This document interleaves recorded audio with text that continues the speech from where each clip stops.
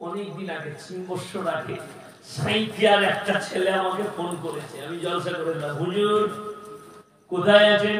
আমি বললাম মাদ্রাসার ক্লাসে আছি। বলো।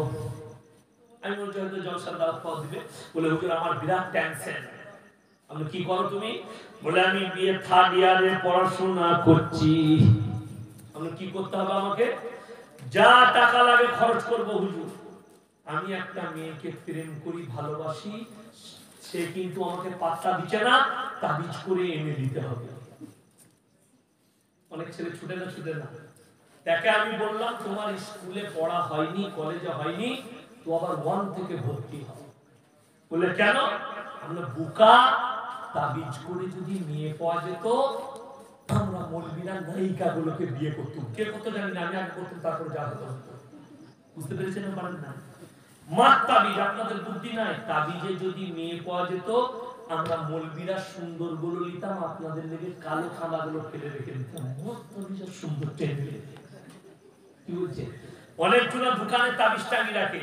রানীহাটিতে দোকান করেছে, একটা বড় তাবিজ টাঙাইছে। কিশোর বাবা বলে হুজুর এটা অমুক হুজুর দিয়েছে বরকতে। তাবিজে যদি দোকানে বরকত হয়, বড় লোককে আগে হবে। কথা বলেন না আপনারা? মৌলবীরা আমাদের কাছে মানতো। বুঝতে পারছেন না? পারেন না? বর্তমানে রাইস মিল গুলো কার হতো? আমাদের বাপ বেটার হতো, জয়নাল ভাইয়ের হতো, গোটা হতো। কেন? তাবিজ তো আমাদের কাছে। 99টা লোক সমাজকে ধোকা দিচ্ছে। আপনি হাওড়া স্টেশনে উঠবেন, এরকম করে 1 নম্বরে ওইদিকে যেটা হাওড়া ব্রিজের দিকে বেরোচ্ছে, দেখবেন কোণেতি সিঁড়িতে ছিঁড়া চট বিছিয়ে একটা অ্যাটার্জি খুলেছে, দিয়ে একটা ফাল নামিয়ে বসে আছে।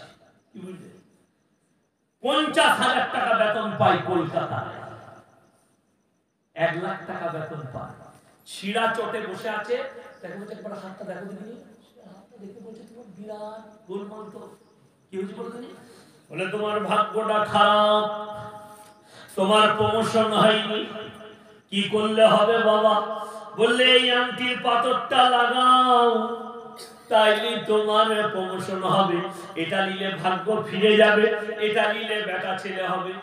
যারা কিনছে তারা 50,000 বেতন পায়, কিন্তু একবারও বলতে পারছে না তুই যে আমাকে আংটিটা দিচ্ছিস, তুই ছিঁড়া চোটে বসে কেন?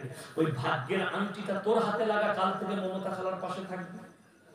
বুঝতে পেরেছেন না? পারেন না? কথা বুঝতে পারেন না? এটা কিন্তু কেউ বলতে পারছে না তুই ছিঁড়া চটে বসে কেন। যে হাত দেখছে, যে ভাগ্যের আংটি বেচছে, সে ছিঁড়া চটে বসে, যে লিখছে সে 50,000 বেতন পায়। তার ভাগ্য খারাপ। বুঝলে? ফেরাউনের ঘটনা শুনেলেন। ফেরাউনের গণককাররা ফেরাউনকে বললে শুনে নাও, এই মিশরেতে এমন একটা ছেলে জন্মগ্রহণ করবে, সে হবে তোমার দুশমন।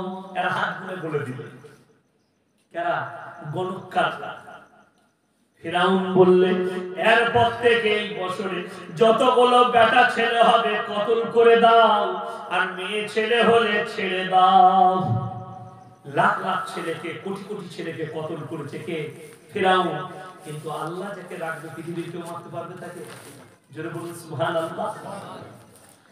হযরতে মুসা নবী যে মায়ের পেটে ছিলেন, মুসা নবীর মায়ের নাম হচ্ছে ইউকাবিজ, মায়ের গর্ভে। কিন্তু তিনাকে দেখে গর্ভবতী মনে হয়নি। হঠাৎ রাত্রিতে প্রসব বেদনা। মুসা নবীর বাপের নাম ছিল ইমরান। রাত্রে প্রসব বেদনা উঠেছে, মুসা নবী জন্মগ্রহণ করেছেন। গায়েব থেকে আওয়াজ এলো, হে ইমরান, তুমি তোমার সন্তানকে একটা বাস্ক, কাঠের বাস্কর মধ্যে ভরে নীল নদীতে ভাসিয়ে দাও। রাত্রে, গভীর রাত্রে কাঠুরে কোথায় পাওয়া যাবে? বাপ ইমরান বেরিয়েছে কাঠুরে খুঁজতে। একটু না পথ চলতেই দেখছে একজন ছোটর হেঁটে আসছে যন্ত্রপাতি নিয়ে। তাকে বললে আমার বাড়িতে একটা বাস্ক তৈরি করতে হবে। তিনি কে? সকলে বলুন জিবরিল আমিন। জোরে বলুন সুবহানাল্লাহ। আল্লাহ পাঠালেন, যাও বাস্ক তৈরি করে দাও। কয়েক মিনিটের মধ্যে সুন্দর একটা চমকালো বাস্ক তৈরি করে দিলেন। বলে দিয়া ভেসে গেছে। একবারই গিয়ে আমার আল্লাহ রাব্বুল আলামিন পানিকে হুকুম দিলেন, এটা নিয়ে গিয়ে ফিরাউনের গার্ডেনে সোজাসুজি, যেখানে সকালবেলায় বিবি আসিয়া আর ফিরাউন ঘোরাঘুরি করে, সেইখানে লাগিয়ে দাও। সেখানে গিয়ে লেগেছে, ঘোরাঘুরি করছে গার্ডেনে ফিরাউন আর তার বিবি আসিয়া। চোখে পড়েছে। ফেরাউন বলে এই বাস্কটা তুলে নিয়ে এসো। নিয়ে আসা হয়েছে। ঝটকা মারছে তার প্রজা, বাস্ক খুলছে না। বিবি আসিয়া বললে ছাড়ো আমাকে ছাড়ো। বিবি আসিয়া যেমনি ঝটকা মেরেছেন বাস্ক খুলে গেছে, ভেতরে শুয়ে আছেন মুসা নবী। মু মানে পানি, সা মানে ভাসমান কাঠের পাত্র, তাই মুসা নাম দেওয়া হয়েছিল। এটা মিশরের সেরবানি ভাষা। মু মানে পানি, সা মানে ভাসমান কাঠের পাত্র, তাই মুসা। ফেরাউন দেখার পরে তখন কোলেতে হাসছে। আমরা যে যেরকমই মরদ হয় একটা কথা শুনে নেবে, বিবির কাছে সবাই কিন্তু ঠান্ডা। Officer, inspector, SP, DSP, DM, অফিসে ফুটানি চলবে। ঘরে এসে যদি বউকে বলে তাড়াতাড়ি এক গ্লাস পানি দাও, বলে চুপ করে বসো, ঢেলে খেয়ে দাও, রাখা আছে, দেখতে পারেন আমি কাজ করছি, কোনো ঠিক আছে আমি ঢেলে খেয়ে নিচ্ছি। ওইখানে গিয়ে ঠান্ডা। ফেরাউন যখন বললে এই বাচ্চাটাই মনে হচ্ছে আমার দুশমন, একে কতল করতে হবে, তখন আসিয়া বললেন কুররাতু আইনুল লি ওয়ালাল্লা তাকতুলু, তুমি একে কতল করতে পাবে নাই, তোমার আর আমার চোখকে ঠান্ডা করবে। একে তুমি কতল করতে পাবে না, তোমার আমার চোখকে ঠান্ডা করবে। তুমি যখন কোনো অসুবিধা নেই, তুলে নাও তার কোলে। কোলে তুলে নিয়েছে। দুধ পান করে না মুসা নবী, কারণ দুধ স্তনের দুধ পান করে না। মুসা নবীর বোনের নাম ছিল মারিয়াম। কোরআনে যে মারিয়াম আছে তিনি আলাদা, ঈসা নবীর মা। আর হযরতে ঈসা নবীর বোনের নাম ছিল মারিয়াম। সে কাজ করত ফেরাউনের বাড়িতে, দাসী ছিল। সে বিবি আসিয়াকে বললে শুনে নি, আমার হাতে এমন একটা মেয়ে আছে যার দুধ মনে হয় যেন পান করতে পারে। কিন্তু সবই জানে আমারই ভাই। সে নিজের মাকে ডেকে আনলো। বাদশার বিবি আসিয়া বললে যা টাকা লাগে দেওয়া যাবে, ডেকে নিয়ে এসো। নিয়ে আসা হলো। মুসা নবী নিজের মায়ের কোল পেল, মা তার বাচ্চাকে পেল।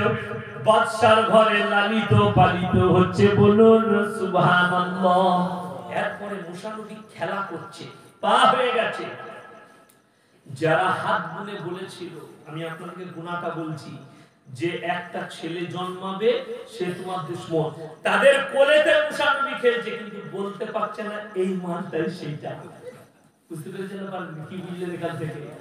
ভুয়ো, ধোঁকাবাজি, প্রতারণা একটু ফুটফুটে হয়েছে।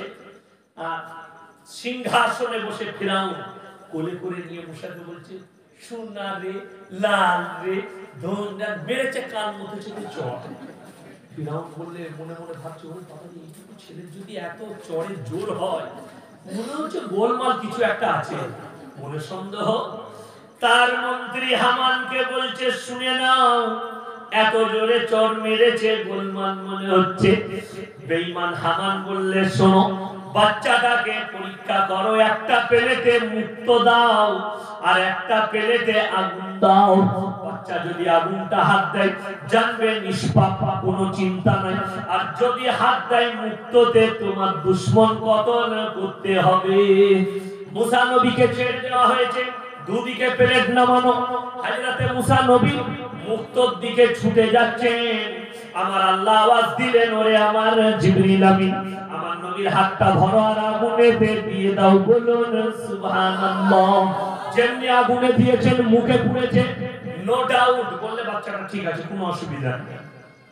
তারপরে যখন মুসা নবী বড় হলে, নবুয়ত পেলেন, ফেরাউনকে বললে তুমি আমার আল্লাহকে বিশ্বাস করো, কেন তুমি নিজেকে আল্লাহ বলে দাবি করছো? ফেরাউন বললে ওরে বাবা রে, আমার দুধ দিয়ে কালসা পুষে দিয়েছি আমি। কি বুঝলেন এখান থেকে?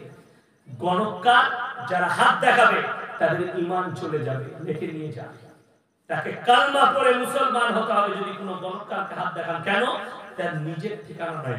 আমাদের দেশে অনেক ভণ্ড আছে, তাবিজ দেয়, তার কাছে যান, বলে আমার ছেলে হচ্ছে না, বলে আমি তাবিজ দিই, বেটা ছেলে হবে। খোঁজ নিয়ে দেখুন হারামখোরের একটাও বেটা হয় না। যে বেটা ছেলে তাবিজ দিচ্ছে তার একটাও বেটা হয় না। ধোঁকাবাজ, প্রতারণা। আমার আল্লাহ, আপনারা কি মনে করছেন মৌলবীরা ধোয়া তুলসী পাতা? আমার মতো 100টা মৌলবী কিয়ামতের দিকে ধরা পড়বে।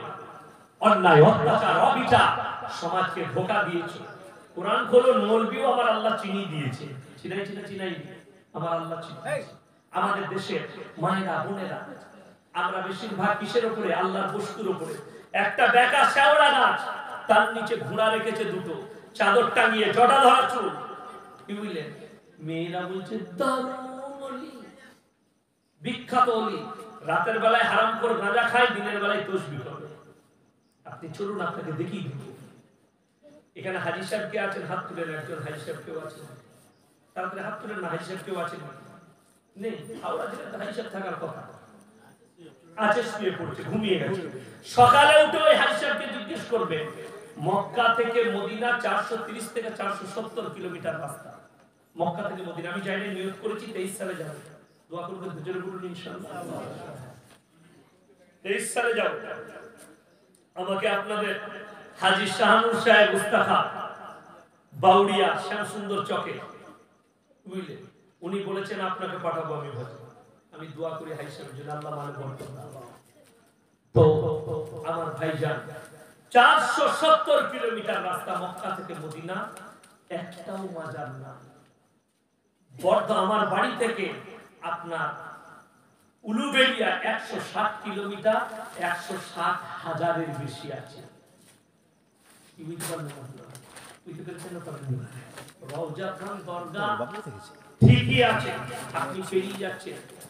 আল্লাহর ওলির ফটো দিয়ে বাপকে ভালোবাসে না, মাকে ভাত দেয় না, বলছে আমি আজমিরে গিয়ে জান্নাতে যাব। খাজা বাবাকে ভালোবাসি কিন্তু নামাজ পড়তে পারি না, তারা ঝাঁটা জুতো খাবে, লেখে নিয়ে যান। খাজা মঈনুদ্দিন চিশতি রহমতুল্লাহ আলাইহি 12 বছরের পর থেকে মৃত্যুকাল পর্যন্ত কোনোদিন তাহাজ্জুদের নামাজ কাজা করেনি। জোরে বলবেন না সুবহানাল্লাহ। আর আপনি বলছেন খাজা বাবাকে ভালোবাসি, জিন্দেগিতে নামাজ পড়তে পারলেন না, বাবা মায়ের সঙ্গে ভালো ব্যবহার করতে পারলেন না। আপনি একটু আগে ছুটুন, আপনাকে নিয়ে যাই। আর আল্লাহ নবীর কবরে হাজী সাহেবরা গিয়ে চাদর চড়াইতো নাকি? চাদর চড়াই। যদি কবরে চাদর চড়ানো জায়েজ হতো, তোমাদের মতো টেনার চাদর নয়, আমার নবীজির কবরটা আসমান পর্যন্ত হিরে মতি মুক্ত চাদরে ঢেকে যেত, ঠিক না ভুল? নবীজির কবরে জায়েজ নাই। পৃথিবীর আর কোন মৌলবি মোল্লা পীর ফকিরের কবরের জন্য জায়েজ হবে না। আমার নবীর কবরে সিজদা নেই, পৃথিবীর আর কোন মৌলবি মোল্লার কবরে সিজদা চলবে না। সবথেকে বড় দ্বিতীয় নম্বর, আপনাদের এখানে মানুষ মারা গেলে, স্বামী মারা গেলে স্ত্রী কবরস্থানে যায় তো নাকি? যায়। যেতে পাবে? শরীয়তে নিষেধ আছে, হারাম, যেতে পাবে না। বান মারা গেলে পিঠি যেতে পাবে না। কিন্তু কষ্ট হয়, ইয়াসিন মারা গেছে, আমার কবরে আপনার স্ত্রী যাবে। বিবেককে জিজ্ঞেস করুন, আমি নিষেধ করতে আসি।